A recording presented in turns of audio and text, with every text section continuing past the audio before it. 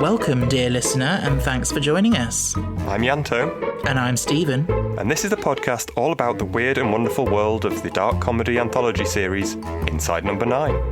On each episode, we'll be diving into another one of Steve Pemberton and Reece Shearsmith's twisted tales, putting it under a lens and examining it to within an inch of its life. So make yourself comfortable, grab a cup of tea, and join us for The Ninth Degree. Hello. Hello. Welcome back. Yes, for the last episode of the series. Yeah, I can't believe it. I can't believe we're here already. Yeah, it's flown by. It has. How are you today? I'm good. Just pottering along.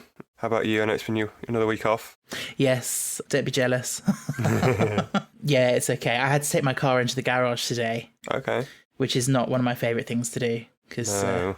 Yeah, I'm not really a car person, No. Apart from the fact that I just drive one. Don't run on magic. Exactly. Yeah, and also the garage is quite a sort of masculine environment. It's just a bit, yeah. But so basically, my car's been making a bit of a funny noise for like several weeks. Oh, I have a button for that. It's that you just turn the volume up on the. Yes. Well, I took it in and I was thinking, oh God, this is going to cost me an arm and a leg. Are they going to say, well, if you'd come in weeks ago, it would have been an easy fix, but now it's a big thing.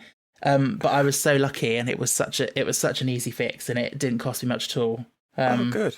So the lesson of the story is, if you ignore your problems, they will go away. The car might heal itself if you're really lucky. Yeah. Just turn that volume up and ignore that noise. Yeah. It always goes one way or the other. Exactly. But yeah, I'm glad that's over now. Good. But yeah, we're here for the Harrowing. Episode 6. Yes. But actually, before we get into that, we need to explain for listeners where our hidden episode title was in the last one. Oh, yes, of course we do. And actually, it's been a little while since we recorded, and I'm now struggling to remember, because it was me that put one in. It was, and I actually can't remember what it was either. Okay, let me see if I can remember, or have I got a note of it somewhere? Okay, I wonder if you spotted it. I can reveal that the episode was Lip Service. I feel like it sort of pays lip service to the story of Macbeth without following it to the letter. I remember now, yep. Well, we've got one more to slip in for this series. Mm-hmm. We'll see if listeners can spot it this week. Yep. But yes, let's get into the Harrowing then. Indeed. So, Inside Number 9 wiki, synopsis is, ordinarily, Hector and Tabitha never go out as they have to look after their disabled elder brother. But tonight's event is so special that they're going to need a babysitter. And Katie's not going to turn down £88, is she? I mean, it's a very different one, isn't it, from the others in Series 1? Yeah, it's a dark one, but not dark in the way the others have been. Yeah, I quite like it. Obviously, it's very gothic, all the sort of classic gothic tropes. Like Hammer horror style. Yeah, I mean, it's almost like a parody at times. Yeah, but not actually a parody. Like, the story is as it is. Like, there is a demon. Like, it is going to kill people and all sorts like...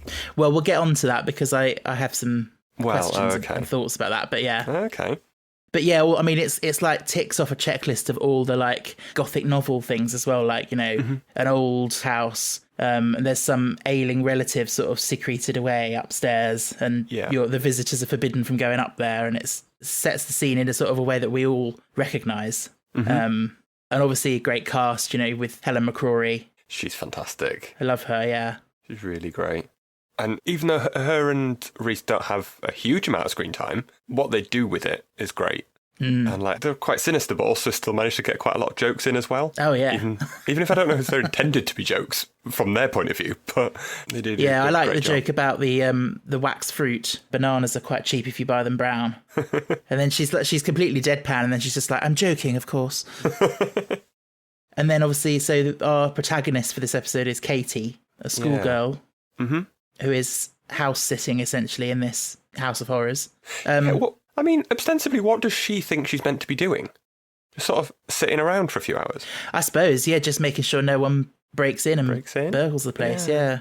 I mean, what is house sitting at the end of the day? I don't really know. I don't really understand the point of it. I can understand it, like when, parents go away for a week and you house sit to look after the plants or the dog not just like an evening. An evening, yeah. Yeah.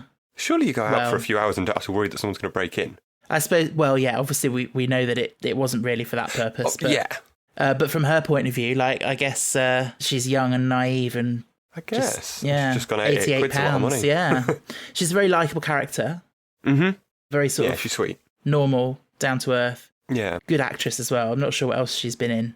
No, I was just reading through the Inside Number 9 wiki, and I was going to say TARDIS wiki, and it says that she worked with Helen McCrory on Peaky Blinders, apparently.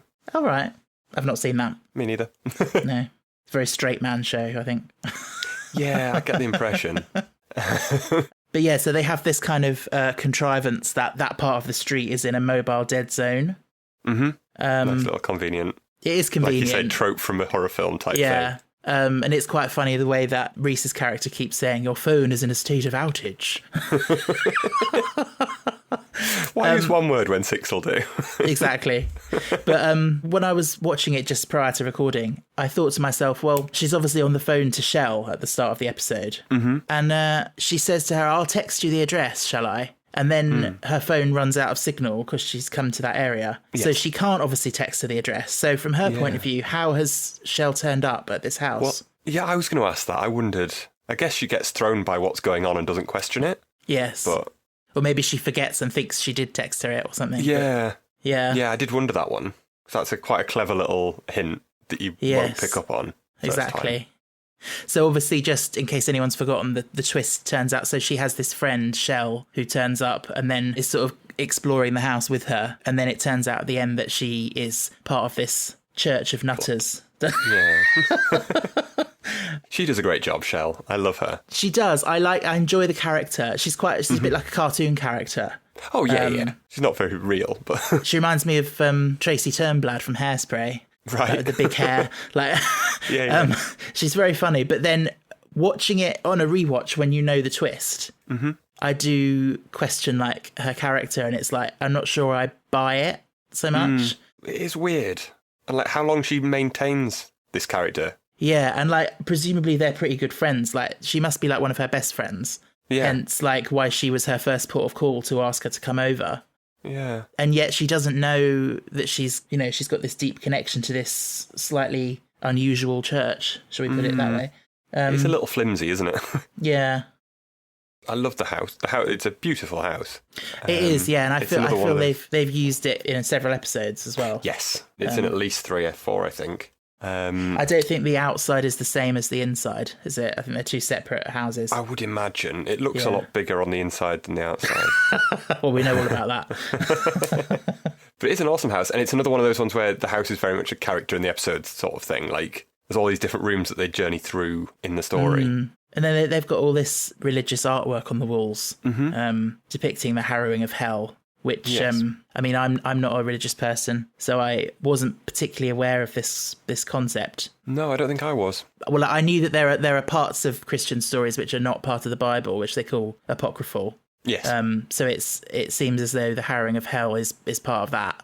But yeah, it's a bit much, isn't it? A bit overwhelming having all that on the walls. And she doesn't seem to question it anywhere near as much as I would like her to. Yes. Like, this is a house I probably should be leaving now. But then, some people are just, they have strange things on their walls, don't they? Like, I guess. I'm yet to meet them, and I don't think I want to. I'm wondering, like, what is the purpose of, in terms of the writing of the episode, what is the purpose of having those pictures? Is it just to sort of show that they are like deeply into all that religious stuff, and not just in like a normal Christian way that there's plenty of lovely Christians out there, but in a way that's slightly deranged, if that makes sense. It's not just one picture, one painting.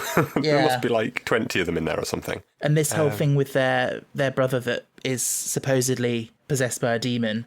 Like, clearly there's no question for Tabitha and Hector that it's true. Yeah. Because they have the salt around the bed and everything. It's like they genuinely believe this. Yes. I am not sure if I do. Do you not? We'll come on to that. Go into that. I'd never even questioned it, but okay. Okay. What makes you not believe it? Well, okay, let's talk about it then, because I don't know. I think it's because when I first watched it, if you look at all of series 1, This is the only one that has anything sort of supernatural in it. Everything else is very real world explanations. And at this point, when I was watching the show, I didn't realise that it was going to ever sort of touch on anything supernatural. I thought it might all be quite realistic. Yeah. So I think my immediate reaction was for my brain to try and rationalise it and think, and also because Katie points in that direction a lot when she says, "Oh, you know, he's not a demon. He's just a frightened old man, and you're just abusing him." I was inclined to believe what she was saying. Right. Okay. And then the fact, you know, the way he himself behaves, I thought was just maybe he'd been brainwashed into thinking that after having been tied to a bed for how long. Okay, fair enough. I definitely think it's possible to interpret it that way. Yeah, I'd never even considered it. But I'm not saying I definitely think that's what you're supposed to take from it. I just think it's obvious. I think it's deliberately ambiguous, and you could see it either way. Fair. Yeah, I'd never considered that it was anything other than how it as actually is presented. But yeah, I guess you could. I think the big bit of evidence that goes against what I said is that when he speaks, there's an effect or something on his voice, which sounds quite otherworldly. And it's like if he really was just a frightened old man, like he wouldn't have that. There's this kind of extra layer to his voice that they've put on. Yeah.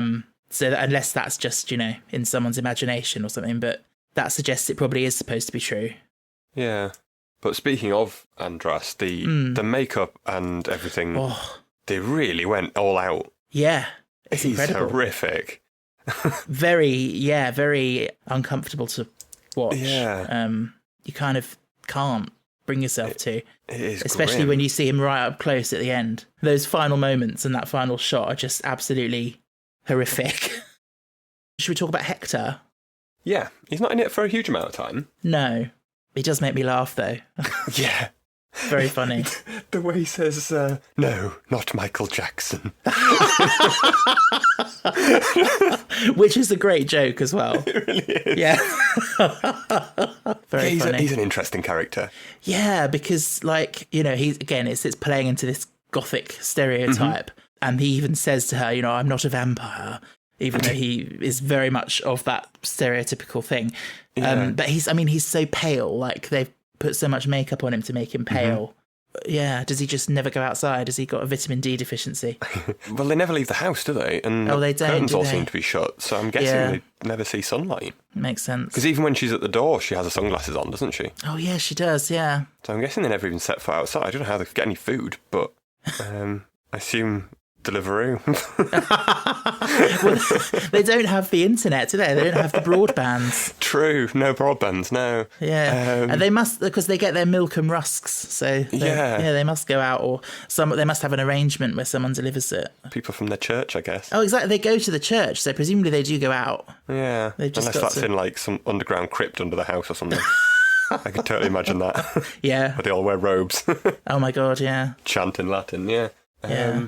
He is a weird one, though. Like, he's got a lot of character that they put in that doesn't ultimately do anything. So, like, his obsession with buying things that are pointless, like the stair lift and things. Oh, yeah. It doesn't really go anywhere, but it's all interesting backstory, I guess, for the character. Yeah, I think maybe it's just one of those things that, because obviously you don't know where it's going at the start, so yeah, they just put in lots of things to sort of into the melting pot. I guess. But like the stair lift, yeah, doesn't have any real impact on the story other than a slight jump scare at one point. Yeah, but I like that because I love the way that you just suddenly hear it start and you're like, well, someone's pressed the button, who did that or whatever. And it's, you know, at this point you're like, well, it could be anything, could be some ghost story or something. Yeah, part of me wonders whether it was they got to the filming location and there was one, so they just had to write it into the story. Because it seems like a weird thing, like an expensive prop to have had to install. That's a good point, yes. For not really any benefit to the story. Yeah, maybe. Well, if that is the case, they did it very well. Yeah. I imagine there is an element of that, like we said before, of in Quiet Night In, where they changed the end to have the swimming pool involved because there was one. Yeah, they just got there and went, oh shit, we've got to write a stair lift in. Come on. Yeah, this looks weird. They'd have to mention it. Yeah. But there's the jump scare you mentioned with the stair lift, and then there's also the stuffed cat she knocks on and it's rock hard, and then later on Shell switches it and it becomes this live cat. But where did Shell get the live cat from? Did she let it in from somewhere, like another room maybe? Yeah, why not? And B, what is the point of that? No idea. I was going to ask the same question. Is it just to sort of frighten her and put her on edge and make her... Yeah, well, I was going to have two questions. Like, an in-universe, why? Yeah. What's the point? Like, is it just to, I don't know, unsettle her? But why? And in real world, like, why? I guess it's just to confuse us and make us more unsettled, I guess. But... Yeah, I like that it's like, you know, it's another one of those things that they just put in to be like, oh, it's a little scare and what's going on here, everything's a bit wrong. When I first watched it and she knocked on it, I thought the cat had curled up and died on that sofa and just gone hard over time.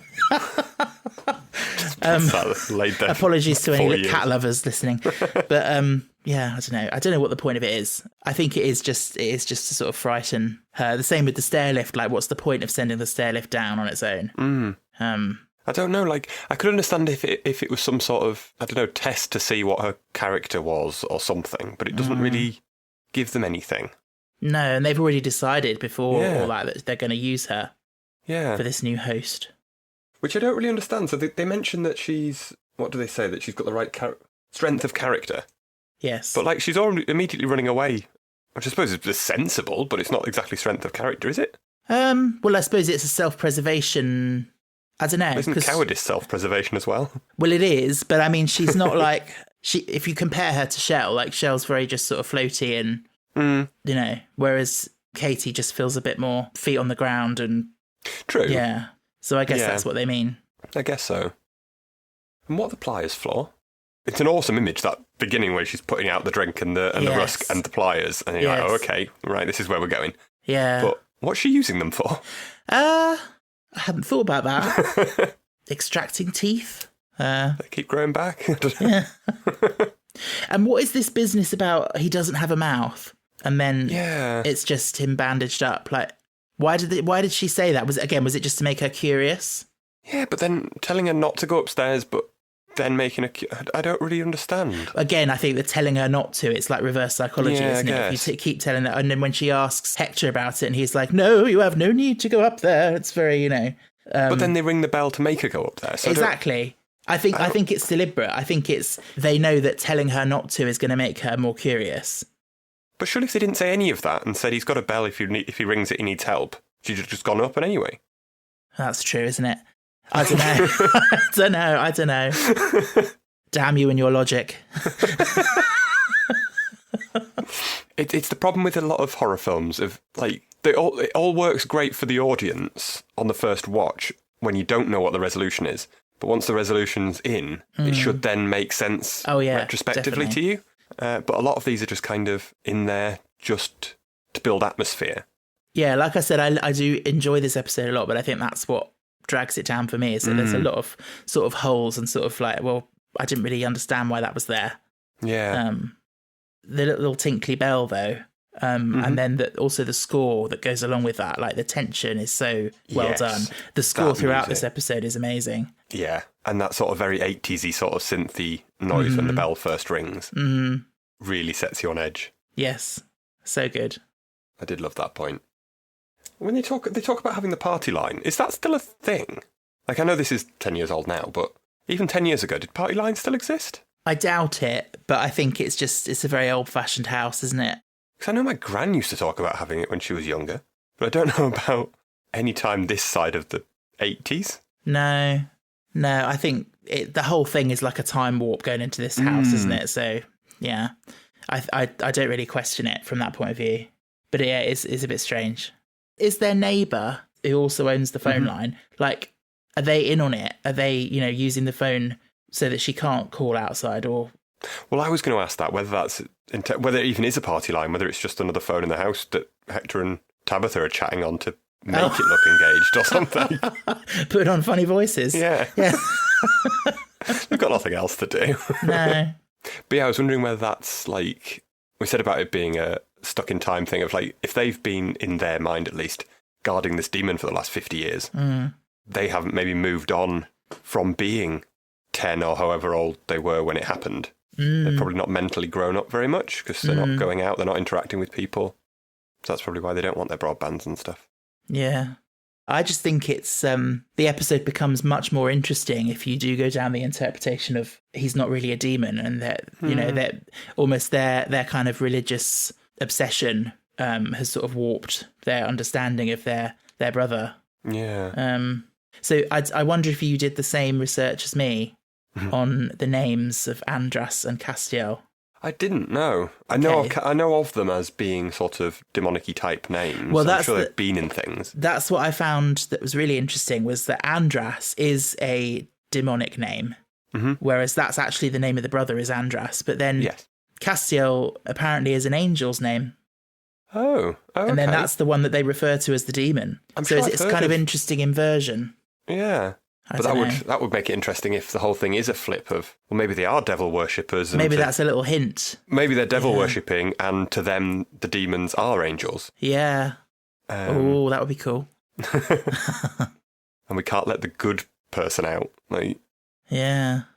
Yeah, but oh my God, as well, like when he speaks and he says mischief and stuff, it's so creepy. It really is. It's so creepy. And his little tongue that flicks out of his mouth as well. Oh yeah, it's just so good and scary. And yet more creepy feet as well. Yes. Oh my God. Same person that did Mig's feet in Tom and Jerry. Yeah, those feet are something, aren't they? That's the other thing. It's another bit of evidence that makes me think it's not true, is he really sounds like he's clutching at straws when he says, oh, his feet are cloven, like the way he delivers it. That's a good point. And they don't really look cloven. They don't look like hooves. They just look like they're twisted and deformed and what have you. Yeah. So the more I talk about it, the more I think, actually, no, I don't think he is a demon. I'm not sure about the processed voice. I think that's maybe just someone's imagination. Because if you think about it, he was meant to be possessed when he was about 10, and they say that he's the elder brother. So when he was possessed, they were under 10. So it was the parents that established the whole thing. Yeah, so it won't be like they even really remember it, like not firsthand properly. Anyway, it's not like they were in their teens and remember this night when he got possessed or whatever. So yeah, actually, you're winning me round. Good. But yeah, but it's very scary and very sad how, like, especially back in history, when you have children who were maybe neurodivergent or whatever, what we would recognise now that way, like back in the day, it would be just, oh, they've been possessed by a demon, or they were a changeling, they were swapped at birth or whatever. Even so much as left-handedness. Oh yeah, that too, yeah. Something as simple as that. Yeah, crazy. Yeah. And so yes, the idea is that they're presenting Katie to be the new host body for this demon, and that is so disturbing. The way that he says the procedure is not unlike giving birth, except the other way around. So grim. I have to ask, like, my interpretation of that is that he is going to rape her. Is that how you interpret it? Or? I took it as more a sort of, I don't know. Or he's going to crawl inside her. Okay, right. Yeah. I mean, I don't know how that works when it was a male host first, but well, there are other holes. Well, yeah. Let's not go there. Let's not go there. Yeah. But yeah, okay. So yeah, I mean, either way, crawling inside or whatever, it's grim. But yeah, oh my God, even just thinking about it now, it's especially the way he looks and the way he walks up to her. Yeah, and the way she's just literally she's tied so tight to that chair. There's literally nothing she can do. It's horrific. Really horrific. Plus the epidural as well, so she can't move her legs. It's just, ugh. Like I said, that final shot of him just loping towards her, it's really, really creepy. It's the sort of thing that just sticks with you, isn't it? Yeah, and then the cut to the jolly music. Yes.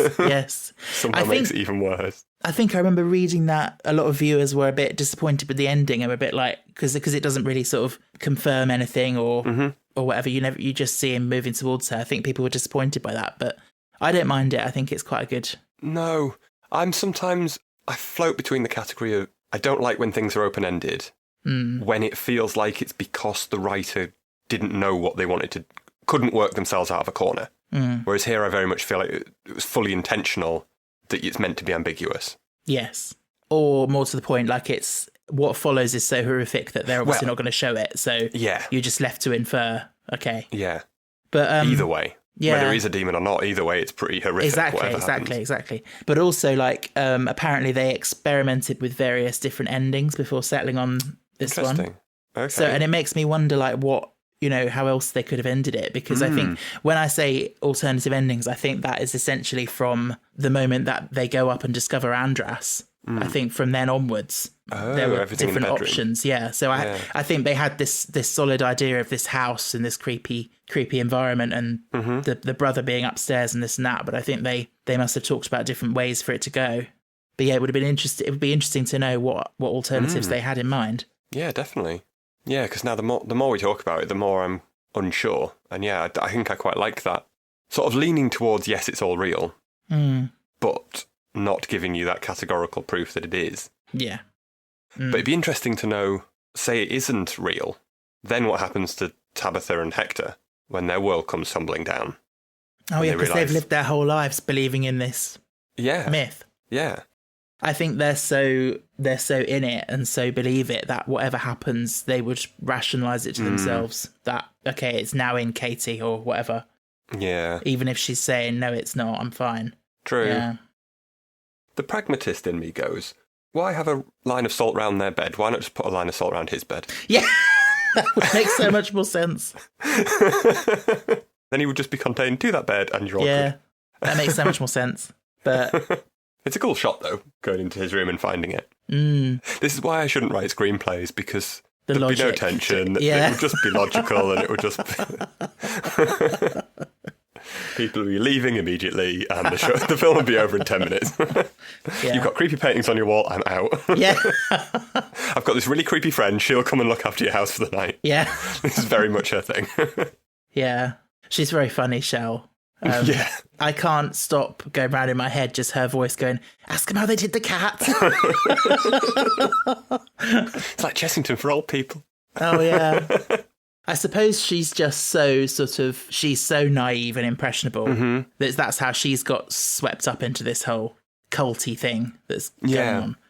Well, how she got swept? Like, I can understand why she would get into it once she was part of it, but how she found out about it in the first place? Who knows? Child at the end of the day. She is. Maybe her parents are part of it as well. That's what I was going to say, yeah. But yeah, like I said, I do find it hard to rationalise their friendship. Like, she must know her fairly well, but yet she doesn't know that she's part of this whole thing. Never really know people.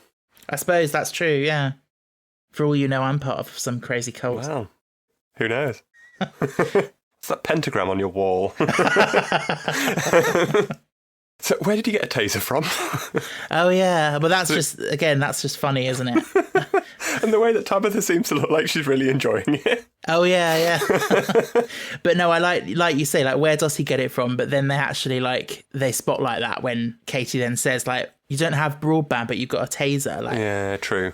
Yeah, but the thing is, it's funny when writers do that, when they like, it's almost like they've spotted a flaw in their writing and then they just have a character comment on it and be like, well, it was deliberate because the character comments on it. So, yeah. I was going to say earlier when we were talking about Andras not having a mouth, which Tabitha says, but she's also told Katie that he can only have milk and rusks. Yeah. So how can he ingest those if he doesn't have a mouth? I don't know. Funnel up his nose? I don't know.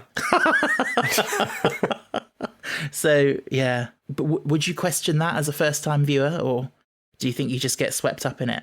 I don't think I questioned much the first time watching it. No. It was a long while ago now, but I don't think I did. No. It's one of those ones, it's one of the few episodes that doesn't work as well on a second watch. Yeah, possibly. I feel a lot of Inside Number 9 does work well on a second watch, because you see all the clues and stuff. This one maybe not so great. Maybe. And that's fine. It's fine to work to design it for the maximum impact on your first viewing. Oh, absolutely, yeah. Because that's all most people are going to watch it. Only Yeah. the sad cases like us that go back to it. Yeah. And probably our listeners. Yeah. Yeah. We love you. We love you, listeners. We do, yeah. You're not weird. Well, you are, and that's okay. Yeah. It's a safe space. We love being weird. Shall we rate it out of 9? I really do enjoy it, but some of the holes in it make me want to pull it down a little bit. But then, like you said, there's a lot more layers than I thought because I'd not originally considered that it wasn't real, and what that then makes you think. I think I'm going to go a 5. Okay, that's fair. The one I'd written down is slightly higher, which was a 6. Mm-hmm. If I remember correctly, I think that puts it on a par with A Quiet Night In for me. Okay. But obviously, completely different episodes. But in terms of, score out of 9, that's where I've landed. Yeah, it's very atmospheric, very enjoyable to watch, some fantastic performances. Mm-hmm. But yeah, just a few holes and questions that drag it down slightly for me. Yeah. But yeah, very good. Very creepy episode. Very creepy. Right. I half expected a seance. Time to find out where the hair was. Did you spot it? I did, did you? I actually did. I'm so proud of myself. You can do this bit. Where was it? So it's in Hector's bedroom, on his bedside table. About 17, 18 minutes in. Yep. Correct. I'm so proud of myself. Literally, they were going up there when I was watching it, and I suddenly thought, oh, where's the hair? I haven't spotted it. And I said to myself, oh, I bet it's in Hector's bedroom. And so I specifically looked, and I could see the little ears. And I was like, yes. I thought it might be in the room with the stuffed cat. And then I started to panic when I didn't see it there, and we were getting towards the end of the episode. Well, over halfway through, and I hadn't seen it. I was like, oh, there he is. There he is. Fantastic. So we've finished Series 1. Series 1, all done. All done. Hey. If you've listened this far, then thank you. Thank you. Oh, by the way, that reminds me, this is the first episode we're recording since we've started putting these out. So it's nice to get a bit of feedback and hear from people that they are enjoying it. I thought it might be nice, if it's not too cringy, to read out our first review that we got on Apple Podcasts. Oh, hey. Which made me smile very much. And it comes from Cupcake Girl B. It's called Love This Podcast Already. Oh. And she says, there's not many Inside Number 9 podcasts out there, so finding this one, especially so new, is very refreshing. The hosts are really funny, the production of the podcast is great, and it's so interesting to hear other people's opinions and thoughts about the show that I love so much. Keep up the good work. I can't wait to hear the next episodes. Wow. Apparently we're really funny. You. Apparently. Oh, it's all in the editing. Yeah, that was lovely. Thank you for that. Thank you very much. Cupcake Girl B. And if you are enjoying the podcast, you can definitely help us out by leaving us a review or a rating or what have you on your platform of choice. That would be awesome. Thank you very much if you do. But this is not quite the end of this episode. No, sneaky extra little bit. Yeah, we thought... So Yanto and I both love a quiz. And in fact, you've written some quiz questions for my other podcast, the Doctor Who one. So this time, we thought we finished Series 1. We'll do a little quiz for each other on episodes 1 to 6. I have no idea how difficult your questions are going to be. I feel like they're not too bad. I think my ones that I've written for you are quite easy. We'll see. Okay. We'll see. Who wants to go first? You go first. I'll ask you first, shall I? Yeah. Okay. So your question for sardines is... Oh, this is so easy. Well, it's easy if you know it, but then you might not. I'm going to have to change my questions on the fly to match. Yeah, the question is, what item of furniture do they all hide inside? No. The question is, what colour is Rebecca's jacket? Jacket? Yes. I want to say red. It is red. Red. Okay. I thought it was a dress, but okay, I'll take it. Well, it's a dress and jacket, like combo sort of thing. So yeah, it's like black and red, isn't it? But yeah, I'll allow red. Woo. I was worried that we were going to have the same question here. So my question for sardines: how many people are locked in the wardrobe as the episode ends? Okay. Do I have a time limit, or can I just count in my head? No, you can work it out. Okay, so we've got. So who's locked in at the end when they burn, basically? At the very end.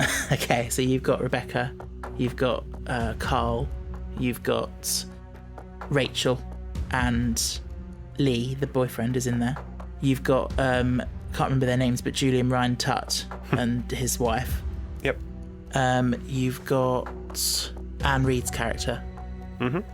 And I think and of course Stuart.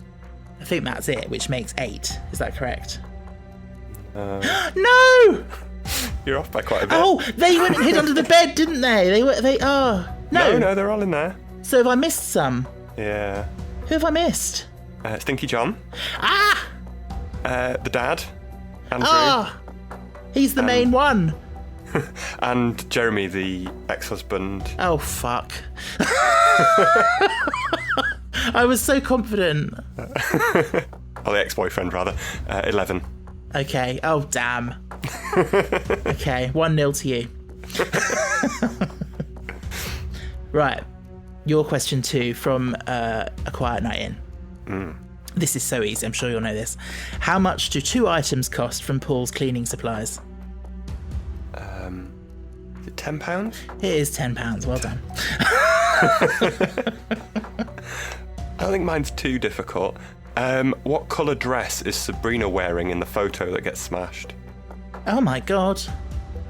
I don't even remember the photo getting smashed. Oh no. I think my mind works in a very different way. Yeah, I'm going to guess white. Blue. Oh, Oh, I'm sorry. it's all right. It's all right. We can see where this is going. Unless I have a miraculous turnaround. Okay.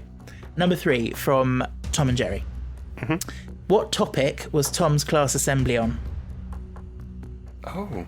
I don't know. The only one that jumps to mind, and I think it might be because of the Pumpkin King one, Mr. King, the environment? Okay, no, it's Was not it the that. environment? No. Finally stumped you. Yes. It was ancient Egypt. Oh, okay. Because one of the children was supposed to say Tutankhamun and he said Tutankhamun. Oh, okay. Yeah. I don't remember that at all. Oh, there you go. So my question for you, what board game are Tom and Mig playing in the episode? Oh no. Because it's not Risk. It's very similar to Risk. Or is it Risk? Is it Risk? Well, I think it is. Okay. I thought, was it Risk or was it some... I will give you, because that's what I've got and what I think it is.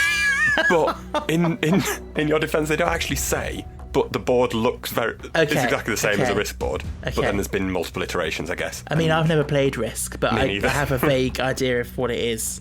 So yeah, we'll say I got that one then, shall we? Yeah, thank you. Is that the first one I've actually got right? Yeah. Yeah. Well done. 1 out of 3. Okay. Number 4. So this is last gasp. Who does Jan think performed La Bamba? You know, my question was going to be, what song are they singing in karaoke? Right. I really don't know. I genuinely don't know. Okay. I haven't a guess. It's Billy Joel. Oh, yeah, because then he does the We Didn't Start the Fire thing. Yeah, fair. My question, what 2 celebrities do Christie's give the ballpark figure for the last breaths of, which Graham figures Frankie would be somewhere in between? Oh, one of them's Nelson Mandela. And the other one is Robbie Williams. Yeah, well done. Yes. I think we're even now. Okay. Are we? Yeah. Yeah, 2 each. I got the first 2. You got the second 2. Good. Okay, cool. Number 5 for the understudy. In the final scene, what is the title of the audiobook Tony has just finished narrating? Oh, I was going to ask a similar question. It's something about the EU. The benefits of the EU or inventions of the EU or something. I don't know. I feel like I'm being really mean if I don't give it to you, but you haven't got the wording quite right. I know I haven't. No, that's okay. I'll tell you what the answer is and then you can decide if you think you deserve the point or not. It's everything you need to know about the EU. Of course it is. Yeah. No, I didn't get that. Fair enough. That was my question was gonna be, what's the top? What is the topic of his audiobook? I was worried that was going to be the thing. We would maybe not come up with the same questions, but at least have considered the same questions. Yeah. So my question: what are the names of Tony's neighbours? Oh, Bill and Jean. Oh. I can't forget that. It's the way he's saying, "I've got nothing to say to the pair of the Bill, Jean." Yeah, I love them. And then number 6 for this episode, the Harrowing. What temperature is the house kept at? -3. Yes. Cool. So, okay. Yeah, you've currently got 3 points. How many have I got? 3 as well. Oh, okay. Which book of the Bible does Tabitha say the harrowing features in? Oh, my gosh. Which book of the Bible does she say the harrowing features in? Oh, well, which not included Which book, apocryphal book, yeah. Oh, it's the Gospel of something, but it's some weird name that I can't remember off the top of my head. It's something that sounds a bit like Latin-y, I think. No, I don't know. Yeah. I don't know. Gospel of Nicodemus. Yeah, I wouldn't have got that. Hello, listeners. This is Stephen just dropping in to say that when we recorded this, we actually miscounted the scores, and we thought Yanto had won. So we did a whole thing at this point congratulating Yanto on his victory, but then listening back to it while I'm editing it, I've realised that it was actually a draw and we got 3 points each. So we feel like idiots, but I think we've learned from this that next time we need to keep a tally and not just try to keep the scores in our heads. But there you go. A draw. 3-3. Well, that was fun. Yeah. Also, hopefully you spotted our hidden episode title for this week.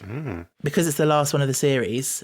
Are we doing it now, or are we leaving it? I think we'll leave it. We'll leave people on a bit of suspense. Because we don't know, how long it's going to be before series 2 starts. So, but hopefully not too long. We'll tell you in the first episode of series 2. Yeah. But for now, I think we're closing the door on number 9. But you never really leave, do you? Thanks for listening to The Ninth Degree. If you'd like to get in touch, you can find us on Instagram, Twitter and TikTok at Ninth Degree Pod, or email us at ninthdegreepod@gmail.com. You can also leave us a rating or a review wherever you get your podcasts.